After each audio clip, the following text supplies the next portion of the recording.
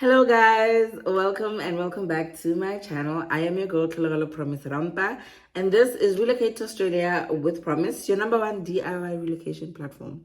What I mean by that, you guys, is that if you are looking for information on how you can also relocate abroad, whether it is Australia, New Zealand, the UK, wherever it is, Canada, because guys, the process is usually the same. The main thing is that you're going to be relocating and you don't know where to start. You need the motivation, or you maybe had the dream to relocate many years ago and you've lost it and you don't know what to do anymore. This is the place to be at, okay? Because we're going to be talking everything and anything and everything relocation so that you can, get your journey started. And one day you will be coming back here to tell us that you have also relocated. I've got evidence and I've got testimonies of people that have relocated through my channel. One day, guys, I must come with the evidence, wait. Yeah, anyway, don't forget to like, comment, and subscribe on my channel. Guys, the afro is back. And now, she says, even the afro is hot. I was combing it just now because it tends to misbehave. Like, this afro has this thing where you comb this one side and the other side is flat, and then you comb the other. Gooby. It's gooby. But the afro is back. My braids are gone. I miss them so much. I miss my dreadlocks. They made me cute. But afro makes me cuter. Anyway, you guys, let's get down to today's business. A little bit of housekeeping. Do I need to do housekeeping? Yeah, but then you're not talking serious things about relocation. Like, I'm still laying the foundation. So we're not talking really serious things about foundation. We're not really talking about serious things, regarding relocation. We're still going to be going into the work. I'm just still laying the foundation. We are still in January. January does not want to get finished. Like, you understand that by Friday, it will still be January. Anyway, you guys, today is the 26th of January. It is a public holiday in Australia. It is called Australia Day. I got this flag last year when we, was it when? Yeah, I got this flag when we got our citizenship certificates. This was in April of last year. We were actually supposed to get them on this day last year, but isn't it, we were stuck in Africa. So instead, we couldn't attend our scheduled ceremony on the 26th of January, and I'm actually glad. Looking back now, I'm glad because I got to share the day with my kids, just me and my girls, which was amazing. So our ceremony was then in April. And then, we got some flags, because now when people ask you, where are you from? You're like, I'm from Australia. They're like, no, I'm from Australia. I'm Australian. What do you mean? You got an accent, so what? So happy Australia Day. I know for some people it is a very sad day, especially people who are native Australians, like the Aboriginal people. It is obviously a sad day for them because it is the day where, they came, the people, and they took over, But for people who then identify as Australians, it's a day where it all began for them. So it's kind of like a bittersweet kind of day. Like, there are always debates going on about this day because, warranted. For some people, it is a day to mourn. For some people, it is a day to celebrate. It just depends on what do you want to do. But I feel like it should be a day for reconciliation, where you just bring it together because it has happened, There's nothing you can do about it at this point. It has happened. There's no need for you to rub it in people's faces, and there's no need for you to hurt people because you're hurting. So I feel like it should be a day of reconciliation. And I am African. I got my own problems where I come from. So I ain't gonna get involved. I'm not gonna get involved. All I just know is I am grateful to be here in this country. For whatever has happened, it has happened. There's nothing I can do about it. All I can just do is be grateful and thankful that I got the opportunity to come to this country. And maybe if what did not happen, there were better ways for it to happen. But we're not going to debate this. There's no point in debating this. But what I'm just trying to say is that today is a very significant day for immigrants also, because it's a day where it all began, but it's a day where a lot of people lost their people. So they are warranted to be mourning and to be feeling the way that they are feeling. But I think it should be also a day where we can reflect, and be like, yeah, what have we done wrong? What has been good? What has not been good? What can we do better as, human beings? But more than anything, come together and find a way to, still recognize the day for what it is. Yeah. But anyway, let's get down to today's business. Yeah, so happy Australia Day. I get from an Australian. I call myself an African Australian because I'm still African. So I'm an African Australian. But on a good day, I'm an Australian. On a good day, I'm a South African. So it just depends on which day, But anyway, you guys, let's get down to today's business. I don't think there's any housekeeping to be done. Yeah, like you guys know, I'm not a migration agent. So whatever that I'm going to be talking about today, it is literally just opinions that I have about this country and all of that. But as I said, I'm not going to be going into the relocation conversations today because we're still just laying the foundation. But yeah, I thought, when I was actually planning this episode, I had something else planned. And I think I do this so many times. I think I'm one of the most indecisive people. But it don't matter. I'm a woman. I'm allowed to change my mind. So, I'm not saying that men are not allowed. Men can do whatever they want to do. They've been doing whatever they want to do anyway. So yeah, today I had planned something else. And then as I was about to record, I was like, no, man, we're still in January and it's Australia Day. Maybe do something different. And then this idea, as I was taking a shower, came into my head. And I thought of doing, actually, you see, I'm actually on what I had planned. You see? So I actually thought of doing like 10 truths about Australia for immigrants. And then I was like, why 10? My favorite number is 22 for those of you who know me. And I was like, obviously, I cannot have 22 items. Like, that's a lot. So I thought, 11 would be good. Because 11 is not 10. And, half of 22 is 11. So I thought 11 would be a perfect number. So I am doing 11 truths about Australia for immigrants. It's not necessarily specific to immigrants, but I think it would be important for immigrants to know the following items. Very much on topic with what is happening today, it being Australia Day. Number 1 on my list is everyone here is an immigrant.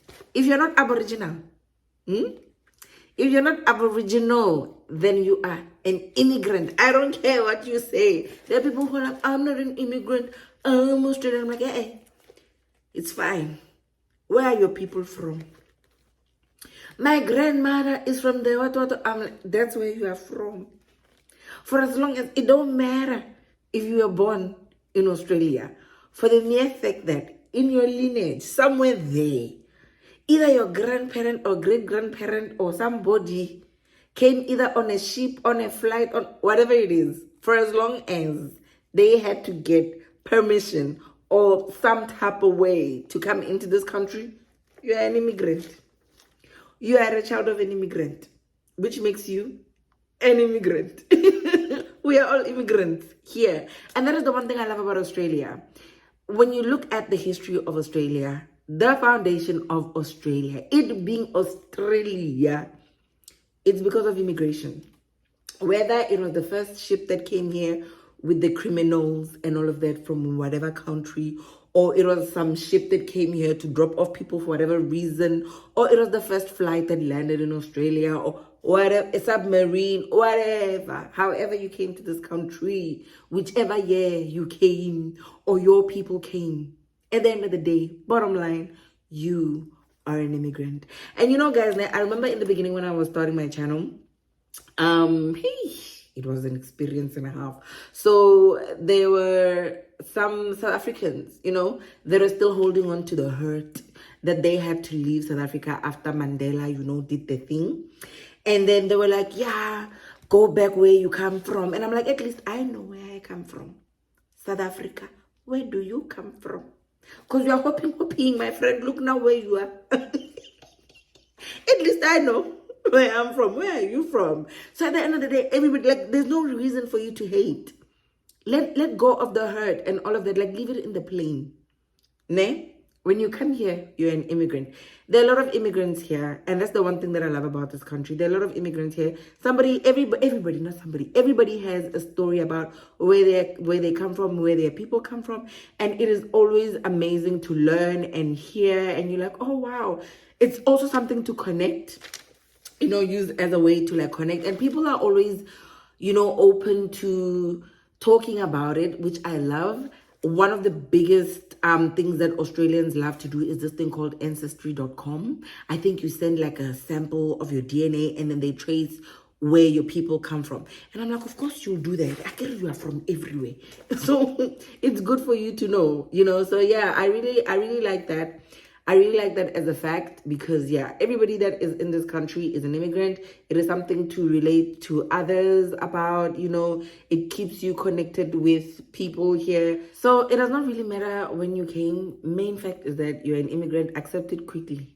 Wrap it up quickly and just keep it moving. Know your story, know your identity, know who you are, because then if you know who you are, nobody else can come and tell you this is who you are and what you need to be and all of that. Know that, be okay with it, be settled with it, don't be angry about it, and just keep it moving. But yeah, everybody here is an immigrant, and literally, especially when you go to the cities where literally there's cabbage, carrot, every mixed masala, Sunday course, you see everyone from everywhere there. Like, yeah, especially Sydney.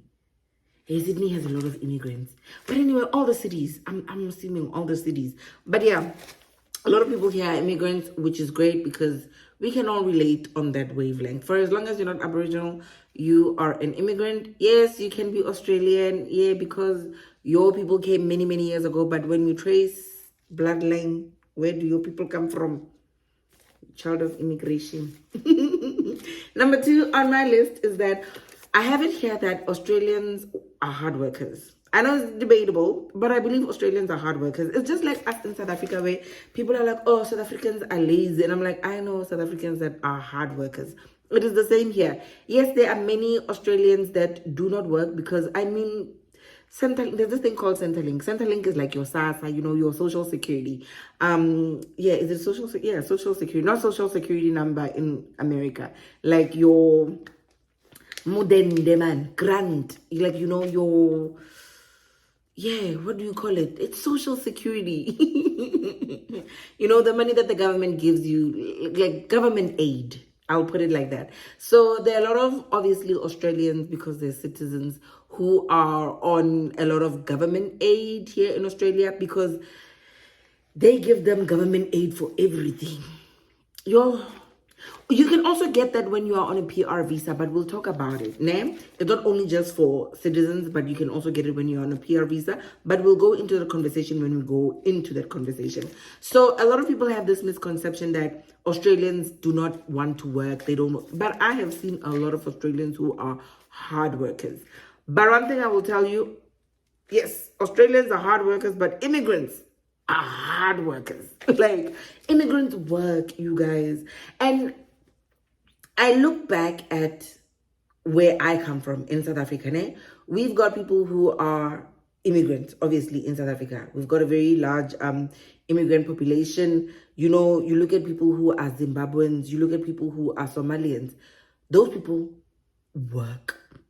They put in the work. And when I came to Australia, I had that same mentality. I was like, you are now the new Somalian in this country. You are now the Zimbabwe in this country. Isn't it? You are an immigrant. Yeah. And you put in the work. You literally put in the work. Like, you wake up every day to work. You work. And you have to work. You know why? It's because this is not home. You have to build from literally you need to start building from hell. Not even the bottom. This is the bottom, this is hell. You need to start building from hell before you can even get to the ground. That's how hard it is as an immigrant. Everything is literally from scratch. You don't have family here. You don't have support. So you have to rely on yourself. So if you don't work hard, and why did you even come here if you're not going to work? It doesn't make sense. So you have to work. Like Australians do work hard, but immigrants work a lot harder. Like they work, Shem. They work. There are a lot of immigrants. I don't remember if I was watching something, it was probably like a clip that came up on Instagram. And this one lady, I don't remember if she was from Kenya or something like that. She was just talking about, you know, how a lot of immigrants pride themselves in working so hard, like working so many shifts, because there's some who, especially when you are a student, I know this happens a lot in the student population, where you'll go to uni after uni because then you still have to pay for your fees. Also, a discussion that we'll go into one day, because you have to pay for your fees, and and fees here are very expensive. You have to pay for your accommodation and all of that. A lot of immigrants will have to go to school. From school, you go to work. So sometimes you won't even sleep in your bed for a whole week, because a lot of them do these care jobs.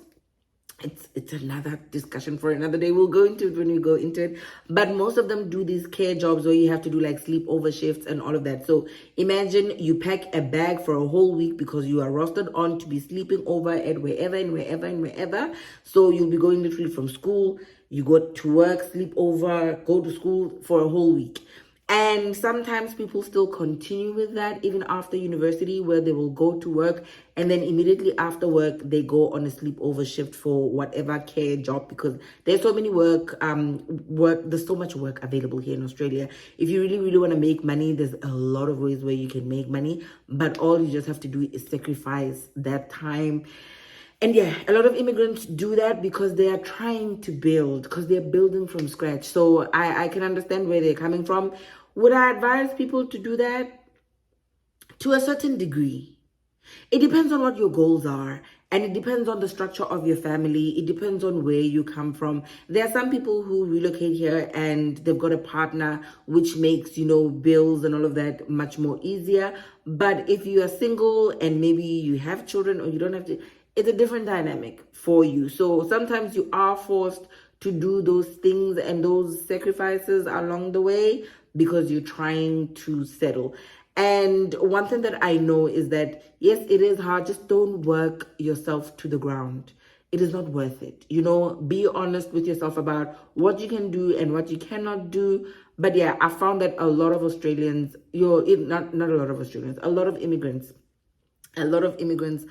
work so hard. They push themselves, like literally they're the ones who are usually taking the holiday shifts, because some Australians do not want to take those shifts. You know, they're the ones who are working like extra hours also because they need that money. I mean, if you are home and you are comfortable in your own, I look back with like being a South African, obviously you are comfortable, you know.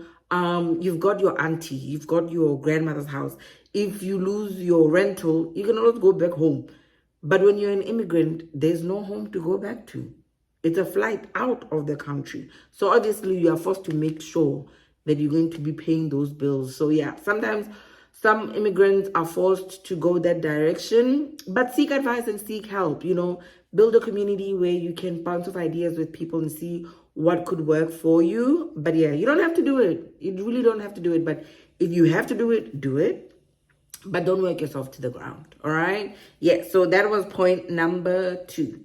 And then point number 3 is that work-life balance in Australia is a big thing. Like, Australians love work-life. If they say work-life balance, everything stops. I'm doing this because work-life balance. I'm like, girl, do your thing. Work-life balance is a very big thing. And I think it's because Australians enjoy living. They really do. And they will do anything and everything to live. There's so many Australians that I know that are traveling around Australia and they're getting to live, you know, and I envy them. You know, I envy them so much, where I'm like, so you can just like pack up your whole life for a whole year, like sell up your house and everything, move into a caravan, and then literally travel the whole of Australia. Wow, that's amazing. And I think a lot of people are actually moving towards that. It's called van life. I'm so obsessed with it. I wish I could. But life and the life decisions I made, maybe I could wing it somehow. But yeah, like there are a lot of people who really do prioritize this work-life balance thing. I don't know what it looks like. I don't know what it is because I'm an immigrant. A lot of immigrants don't really do a lot of work-life balance. And it goes back to my second point where I'm explaining to you guys that it is because you have to work. You have to work. But I would push a lot of immigrants to consider really having work-life balance, because it's not worth, it's not worth it. Maybe work hard for like, give yourself 10 years maximum, maybe minimum 15 years, 20 years maximum to figure it out, and then maybe then you can start implementing work-life balance. But yeah, I know a lot of Australians love this whole work-life balance thing, and maybe we should take a few notes from their books, because they figured it out somehow. And then and then we start doing that too. So I think we can achieve work-life balance also as immigrants. Don't work yourself to the ground. As I said, it goes back to the second point. You can achieve that. Number 4, currency exchange will humble you. I think I've spoken about this in my previous videos. When you move from most African countries, because of our currency is quite weak sometimes, depending on which African country, but most African countries, when you then come to Australia, because of the currency imbalance, you can be a millionaire in South Africa. When you come here, you're 1,000. So yeah, the currency exchange will humble you. But the good thing is that when you're looking at it in reverse, when you're now earning the dollars, and then now you're going to Africa, you are balling. See? So it's an investment. It's an investment, literally. It's easy to make money in Australia. Like, it's easy. Yes, the cost of living can be high here, but if you learn to balance it and live below your means, and be very smart with your money, get financial advice and all of that, literally your money can take you very far, especially if you're going to be maybe reinvesting or building or doing whatever it is.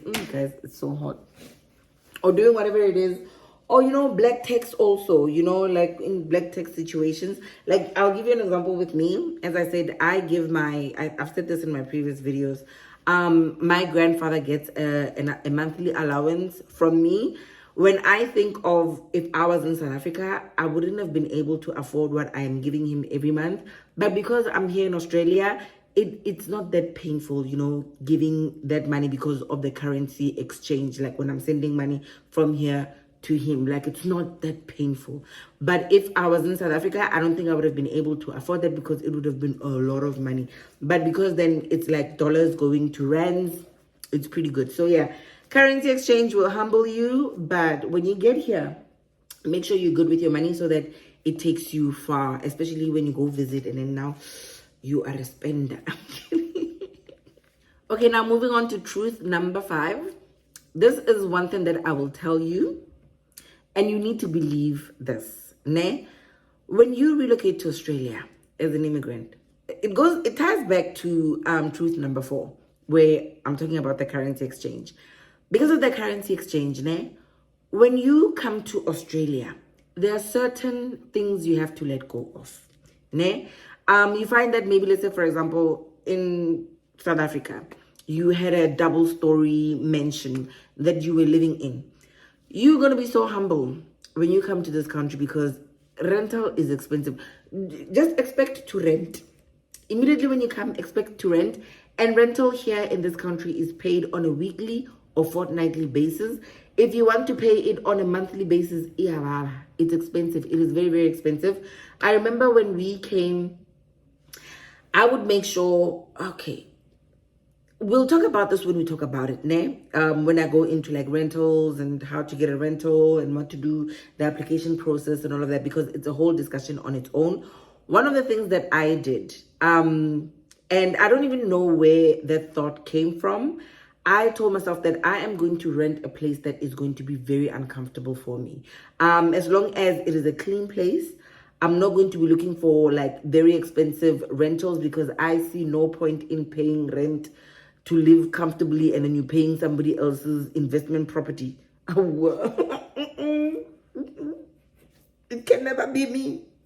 It can never be me. I am so okay with living uncomfortably for as long as I know I've got a shelter that is safe and my kids are right and they've got like a home, right?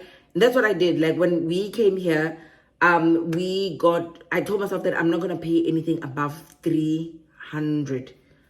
I think it was 300 or 350, around there, around 300. Yeah, I think I had kept it at 300. 300 is about 3,000 a week, mind you. So 3,000 a week. So imagine if you want to pay that per month. It is painful. The good thing about Australia is that some people get paid on a weekly basis. Usually it is a fortnightly basis. Australians would be so mad at you if you gave them their salary per month. They don't want that. They don't want that. And I actually like the system of being paid every fortnight. It helps you manage you're not broke for a long you're not broke for a very long time. You're only broke for a couple of days. And I like that concept. In South Africa, because you get paid on a monthly basis, you have to be disciplined the whole month. And that is hard. That is very hard. It needs a lot of discipline because anything can just pop up at any point in time. But in Australia, if you get paid on a weekly basis, you can pay some of your bills as you go, which it makes your bills smaller and more manageable. If you get paid on a fortnightly basis, also again, you're not broke for a very long time. Let's say, for example, you finished your money by day 8. Okay, in about, is it 6 days? Yeah, is it 6 days? Yeah, in about 6 days, you're getting paid again. So it's not that painful. Like, you can just weather the storm. You can be hungry for 6 days. It's fine. But imagine if you're getting paid every month and something has come up, because emergencies can come up at any point in time. And now by the time month end comes, the month was too long. The month was too long, and you were experiencing poverty for too long. It's not good. But here in Australia, as I said, you get paid sometimes on a weekly basis, and then sometimes, usually you get paid on a fortnightly basis. So as much as the rent can be high, you are still able to afford it. So yeah, I had kept my rental at 300 because I was like, there's absolutely no way. There's no way I'd be paying anything above that. There are people who are paying 700, which is about 7,000, just because they want to live in a nice, fancy apartment or a nice house with air conditioning and a dishwasher. The 2 houses that I had rented living in this country did not have a dishwasher and air cons. I don't even think we had. No, the other one did have an air con. The other house didn't have an air con. The first time I lived in a house that had a dishwasher and proper air conditioning was the house that had my name on it. And I was like, I'd rather live uncomfortably. Because you also look at the fact that if you're going to be paying a lot of money for these rentals and all of that, it's literally taking a lot from your pocket. When are you going to start saving for your house? You see? So my advice to you guys, when you relocate to Australia, it is okay for you to live uncomfortably. It is fine. Even with the car, like we'll talk about it also. Like, it is okay for you to drive a 5th-hand car, not even a 2nd-hand, 7th-hand car. It's okay, where you can pay for it cash and you don't have to worry about monthly installments, because, as I said, you'll be building from hell. You're not even building from the ground. You are starting where Satan is residing himself. So imagine you're still having to get out of the fire and the forokos and everything that is happening in hell for you to even get to the ground. Don't make that experience for you excruciatingly hard. Yes, the English nearly left me. Be kind to yourself and be fair to yourself. And it doesn't matter what other people think. One thing that I know is that when you're an immigrant in whatever country that you are in, nobody knows you. So nobody cares what you're driving and where you live. Most of the time, people don't even care because they're very busy with their own lives. They don't care what you're doing, what you're wearing, and all of that. It is all on you and your own self-esteem issues. So if you want to be comfortable, kuwika, make sure that you are uncomfortable the first few years. And if you're smart about it, you will lessen the years of discomfort. But if you're going to make it difficult for yourself to thinking that, oh no, because I'm getting paid in dollars, people must know, you will come back to this video and you'll remember there was this one girl that advised me and I never listened. So it is okay for you to be uncomfortable, okay? It is absolutely okay for you to be uncomfortable the first few years of you living in this country. Nobody's going to know. Don't worry about social media. Nobody cares.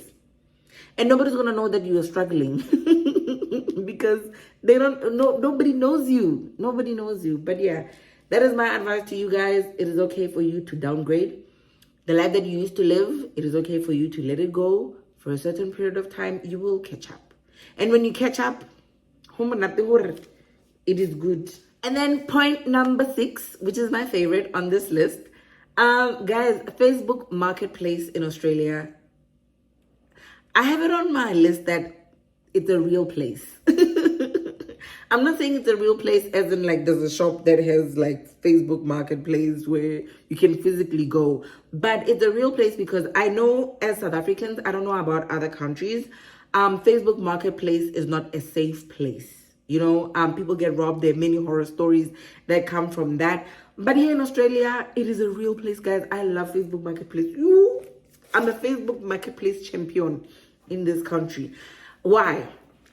I'll do another segment. I'll do another video on this, particularly this. I've gotten a lot of free things on Facebook Marketplace. And because I get a lot of free things, I also give away a lot of free things. Like, I feel like it's a give and take. But they're really good quality stuff. Like, there's so many things. I should probably do a tour around my house to show you how many free things I got from Marketplace. But one thing I will tell you, Australians are consumers because they've got money. Australians have money and they love buying. They love buying. Anything that is new, they will buy. So obviously, because then they are buying, especially around like Christmas time, you get a lot of things that are either going for free or they are very well priced because people are expecting Christmas gifts and they spend so much on their Christmas gifts. Ooh, these people. They spend so much on their, like they are, Australians are consumers. So there's no need for you to buy anything cash from the store. Brand new. There's absolutely no reason.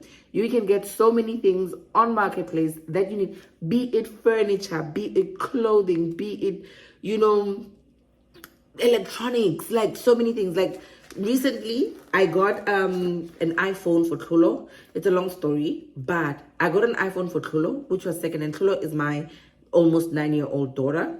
So I use an iPhone 15 and then I needed to get her a phone as well. I know this is probably bad parenting because she broke her iPad and then it's a story for another day. But I needed to get her a phone and I was thinking to myself, okay, what do I buy? And then this phone came out for 500. 500 is like about 5,000, plus minus 5,000. Came up on Marketplace, an iPhone 15, almost still brand new. Guys, I got it for the child.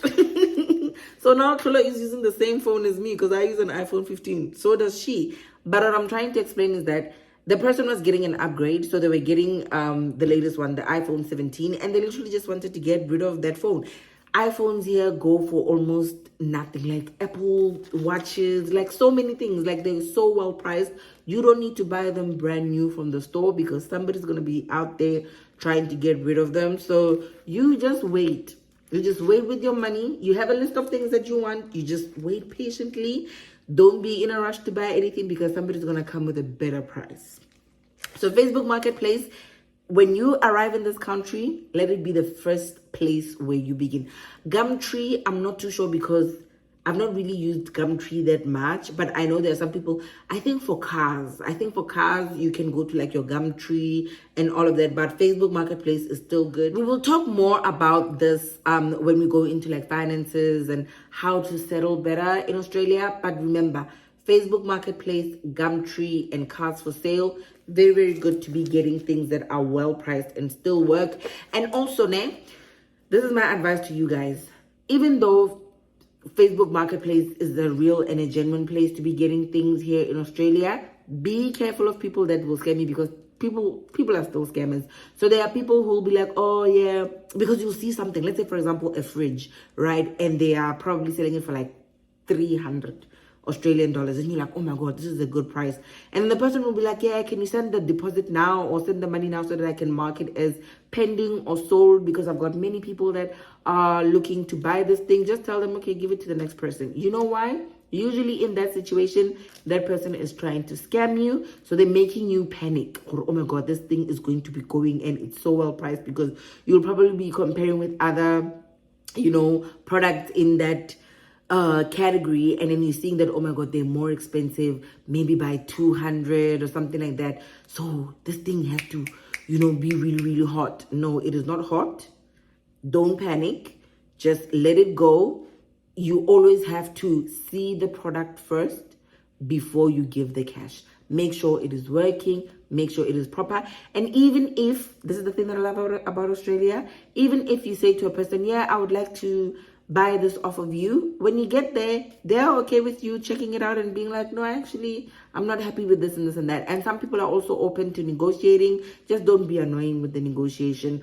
But yeah, always make sure that the product is what it is on the description and it is what you want it to be. Make sure that it is working. If it is not working, it is the risk that you took.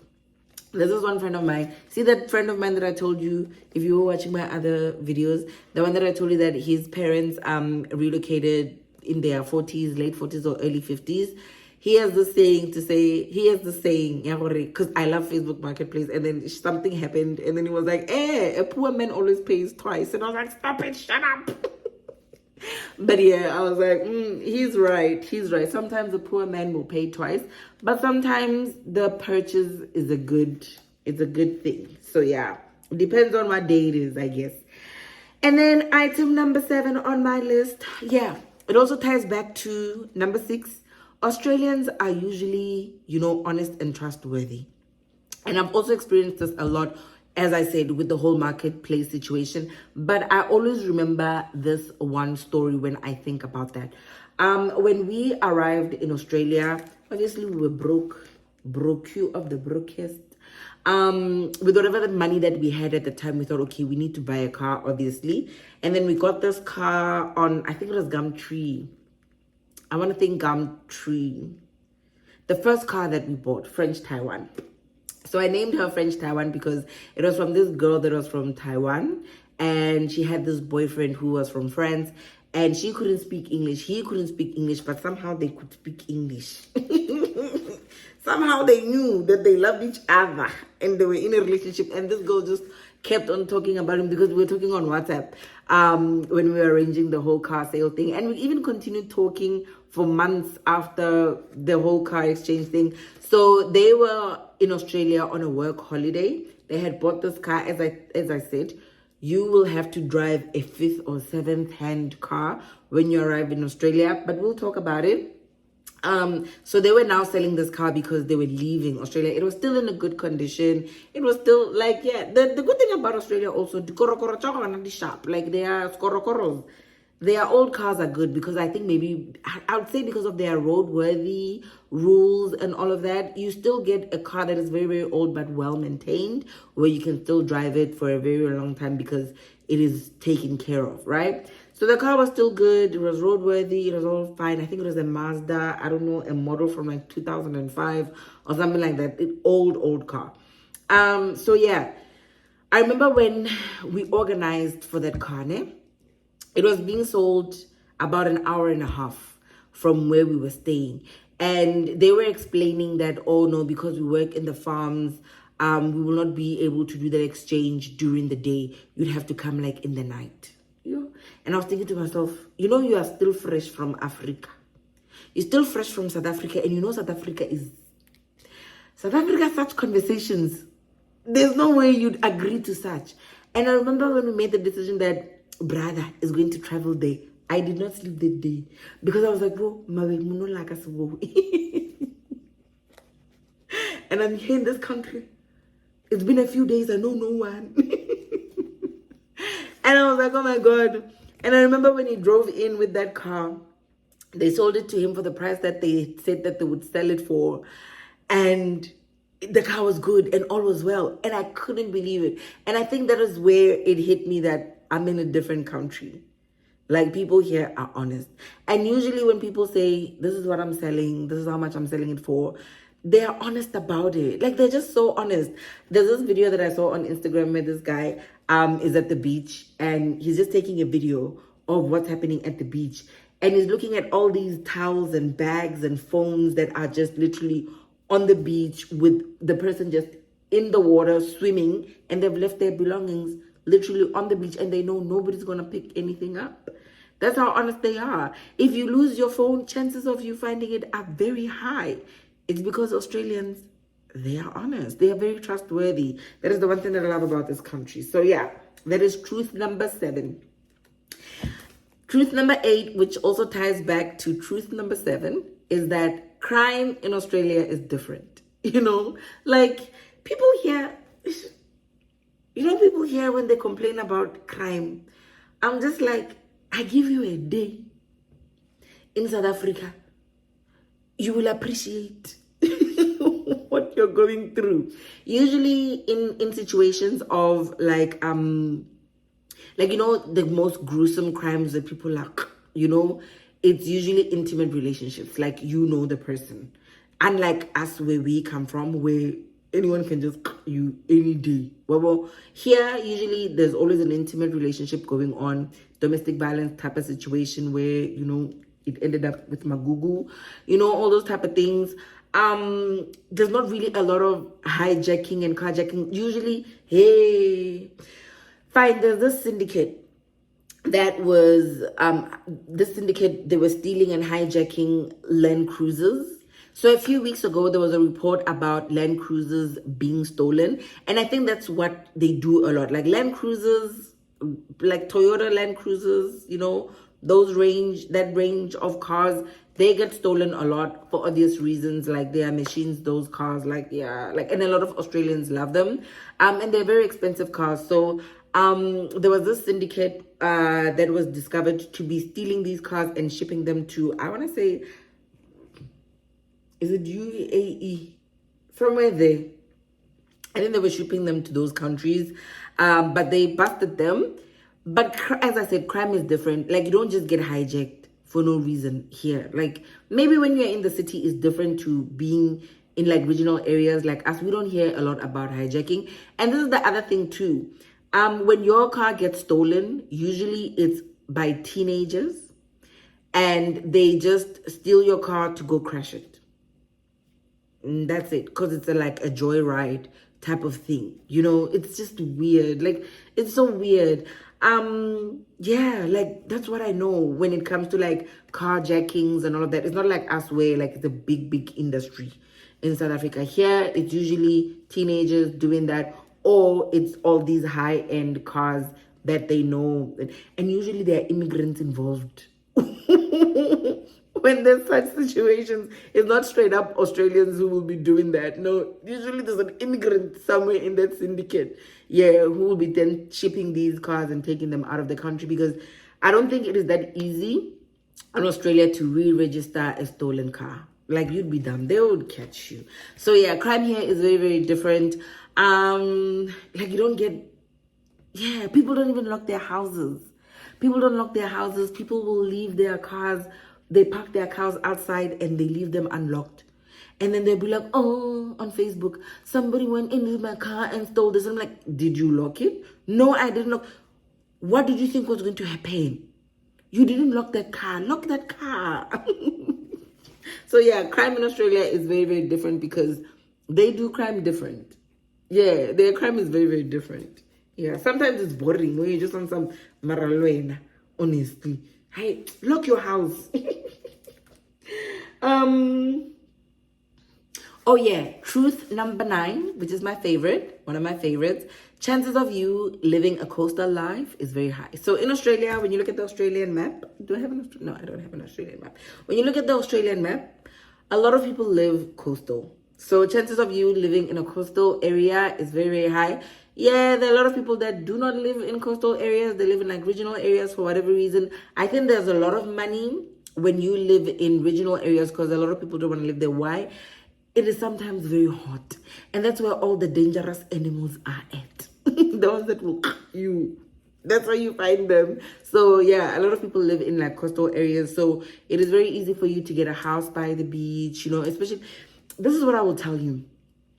It's going to be expensive. It is going to be expensive for you to get a beach house in the city, but you will be able to afford a beach house in a regional area, and you still get the beautiful views and all of that much cheaper than you would have been in the city. A lot of people do this where they live in the city, they buy a house because it's great investment, and then when they retire, they're able to use the big money that they, with their investments and the big investments in the city, sell up everything. Then they're coming with the good money. They go to a regional area like where we are in Harvey Bay, and then they buy an amazing, beautiful beach house. So some people do that. So yeah, you can also follow those. I remember when I was still doing my research, when I was still back in South Africa, and I had joined this forum of people that were migrating and people that were living in Australia as immigrants, and they were coming back to kind of like advise people that are looking to migrate to Australia.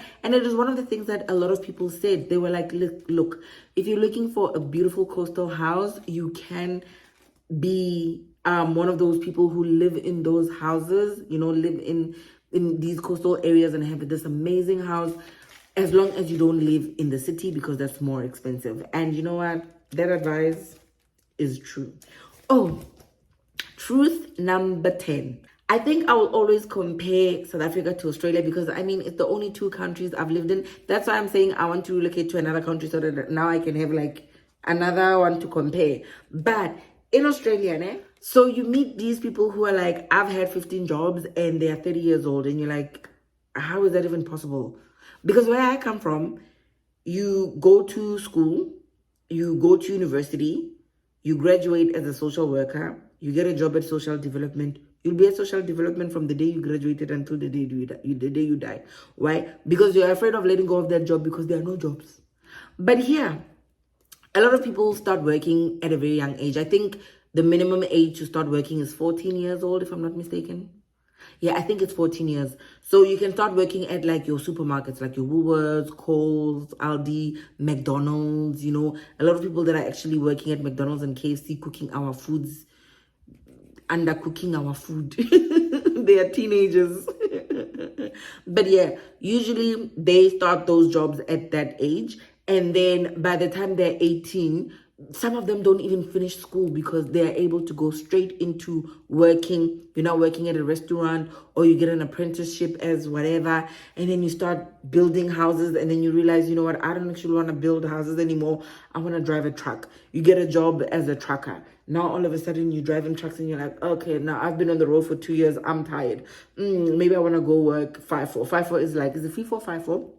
Fly in, fly out. You're working in the mines. You do it for 3 years. You're like, I don't think I want to work in the mines anymore. You go study something or do an apprenticeship in IT. All of a sudden you're working as an IT whatever for something. And then you get bored after 5 years. And you're like, I actually don't like that. Maybe I want to be a nurse. You go do a certificate in nursing. Jiggy, you're a nurse. Hi, and like, I don't want to be a nurse anymore. I want to work at a garage or something like that. And then all of a sudden, or you're a receptionist for however long, and then you get bored with that and you decide, you know what, I'm bored with this. I think I want to join the military. Jiggy, you're in the military. Australia. Why? Because the economy is allowing. There are so many there's so many vacancies. And one thing that I love about Australia, you don't really have to have a qualification for a certain thing. They will teach you how to do the job, at the job. All they want to know is what have you done. And you will learn along the way. Love it. Love it. There are some people who, I'll give you this example for immigrants. Let's say, for example, you're a doctor, a human doctor. And then your wife or your husband, let's say your husband is a lawyer.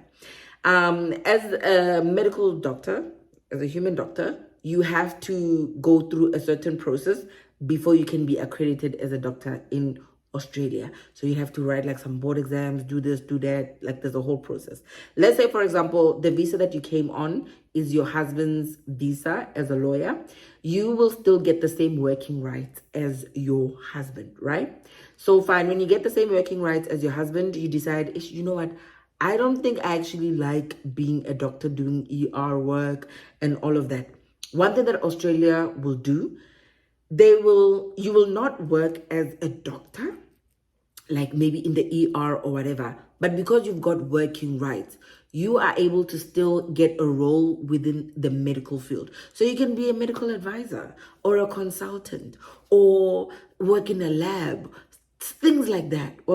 They're flexible because they're recognizing the fact that you do have the qualifications and you do have the work experience, where can we fit you in? And then all of a sudden, you're no longer even a doctor working in the ER, but you're making good guap and good money because they are recognizing the fact that you still have that qualification. And if you decide, no, I actually don't want to do this, I want to do something else, they'll still recognize your experience, your knowledge, and fit you into whatever that you need to be fit into to do the job. And that's the one thing I love about this country. It is the one thing I love about this country. You can literally wake up today and decide, I don't want to do this anymore. I want to do something different. And the environment is allowing. So love that. So that is one of the things that I want you guys to know and highlight. This is the country for that. If you're looking to explore and figure it out, because sometimes when you come out of high school, you don't know what you want to do. You look for what sounds fancy at that time. And then you get into the job and you realize, I actually don't like accounting. This is the country for that. You can literally wake up and be like, I don't want to do accounting anymore. And you'll find whatever that it is that you want to do. I've seen so many people do it. And that's one thing I love about this country. The environment is allowing. The economy is allowing. So this is the country to do that, all right? And it's good also to raise your children in a country like that, where I look at my daughter, Marangne. She's got a list of things that she wants to do. And I'm like, baby, you can start with number 1 on your list any day and just run through it. You've got this whole lifetime to decide what you want to be. And I love that. And the pay is also good. Wherever you go, the pay is always good. Because minimum wage is very high in this country. So you don't even have to worry too much about it. You don't chase the money. And that's the thing I like about Australia, I think. If you're not chasing the money and you're chasing passion, you will find it. You will really, really find it. And you wake up every day doing what you want to do because you were not chasing money, you were chasing passion. Number 11 on my list, you guys, is the following. So I have here that number 11 is Australia is the land of milk and honey. And I really, really do believe it. And as I said previously, this is the country where you can start over at any point in time. I have this belief that in Australia, you can mess up 500 times, and Australia will give you 500 more chances. And I don't think Australians clock it. As an immigrant, I can see it. Because people will tell you, I've done this, I've done that, and I've done this, and you got up. All the times you fell, you got up. Why? Because, as I said, when you have the social security to help you figure it out, to remedy a little bit when, you have fallen and things have not gone well, there are supports in place to help you. There's so many, Australia, guys, this country is so good. I don't want to lie. Starting from having Medicare, literally free healthcare. At any point in time when you're not feeling well, if your mental health is not doing well, you can get free psychology sessions. You get what I mean? It's good. It's so good. And it's good quality stuff, And I'm thinking to myself, I'm like, with where I come from, we don't have access to so many things. Here you have access to almost every resources here are plentiful. All you just have to do is know where to find those resources and use them fully use them to your advantage. As I said, in this country, you can mess up 500 times.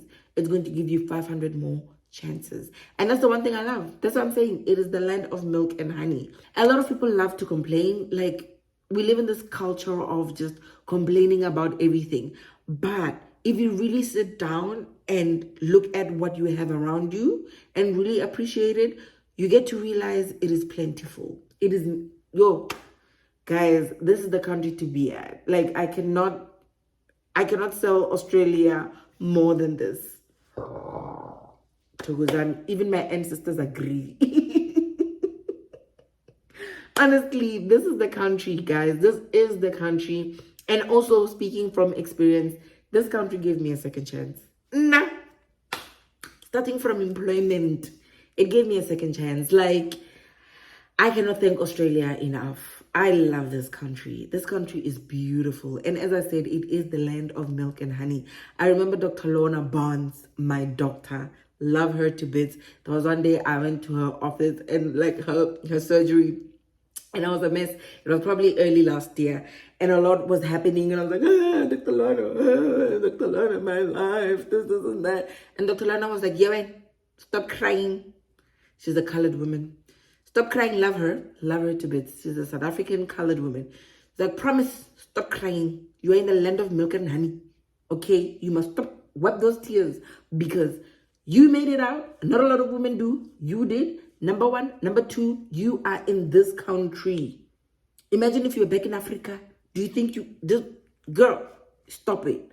So I felt like, oh my God, it felt like crying inside of a Lamborghini, you know, with my Louis Vuitton bag, you know, looking for my 3-ply tissue, you know, next to my, you know, Gucci wallet. That's how I felt. When I stopped crying, I was like, she's right. I'm crying in Australia, not Africa. So I wiped my tears immediately. So I really, really do believe, like, literally, like, because I got to take a moment and appreciate where I'm at and what I have, like, you know, in my possession and what I have access to. And she was just like, you wipe those tears. And I did. Anyway, you guys, I'm going to have to love and leave you. I hope you enjoyed today's episode. I will be back again next week, guys. I've been so consistent. I'm loving it. But anyways, I'm going to have to love and leave you guys. As I said, I'm going to have to see you in my next episode. I love you so much. Don't forget to like, comment, and subscribe. And do what people do when they're on this side of town. On the YouTube streets.